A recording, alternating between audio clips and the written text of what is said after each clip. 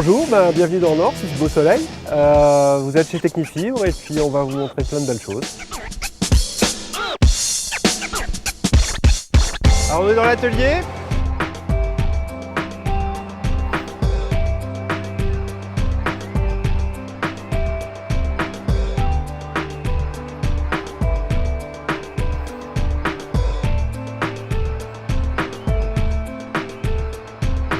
La vitesse de production, c'est à peu près 3 cordages de raquettes par heure par machine. Pourquoi c'est si lent? C'est comme un gâteau. Si tu fais un gâteau et que tu cuis ça d'un seul coup, ça ne marche pas. Donc il faut laisser le temps à la réaction de se faire. Et si on veut un cordage qui a une bonne durée de vie et une bonne dynamique, il faut passer du temps.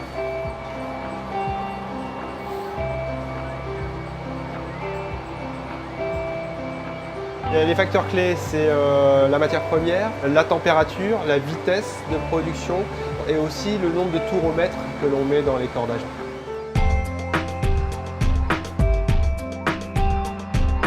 On a une spécificité. Si on regarde bien, on a un système de filière très original. Sur les multifilaments, on est forcément unique parce que tout a été développé en interne, que ce soit les machines, les filières utilisées. Donc d'ailleurs, c'est un produit qui se reconnaît parmi tous. Les gens savent reconnaître du Technifibre. Là, on est dans la partie conditionnement.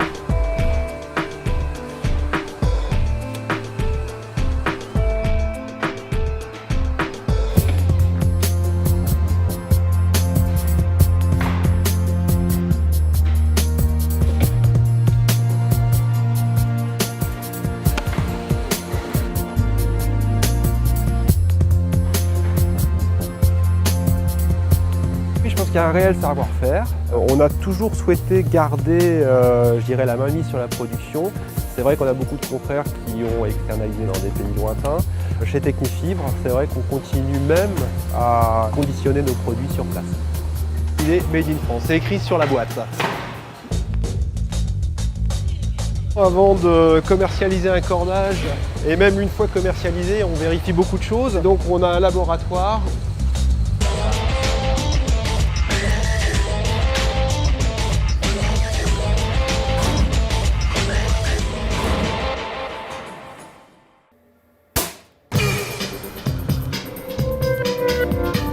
Ceci, c'est ce qu'on appelle le test dynamique de cordage.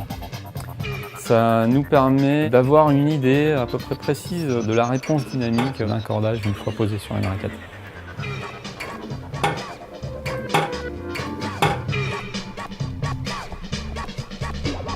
D'autres éléments, d'autres paramètres, au bout de la première activité, au bout de la première activité, mais ODR, est-ce qu'il glisse, est-ce qu'il revient? On soutire les produits et on les teste pour qu'il n'y ait pas de surprise dans les cuissons, dans les étirements, dans tout, quoi, dans le roulement, ceci et cela.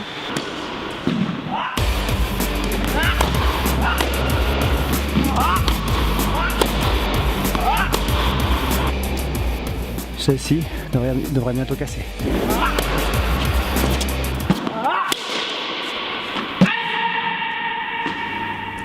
Le human machine. Parce que c'est un être humain qui fonctionne comme une machine depuis 30 ans. Aucune validation chez nous ne peut se faire sans qu'il y ait une validation par les tests Kushner. Au plus haut niveau, on n'a plus besoin de autant de puissance qu'avant, mais on a besoin d'avoir une puissance contrôlée. Donc moins de puissance, plus de contrôle. Dans nos valeurs de proximité, on essaye d'expliquer aux gens et on essaye d'informer quel est le produit qui correspond le mieux à sa morphologie et à son jeu. C'est très important parce qu'il y a vraiment de très très grosses différences dans les cordages et pourtant ça ne se voit pas.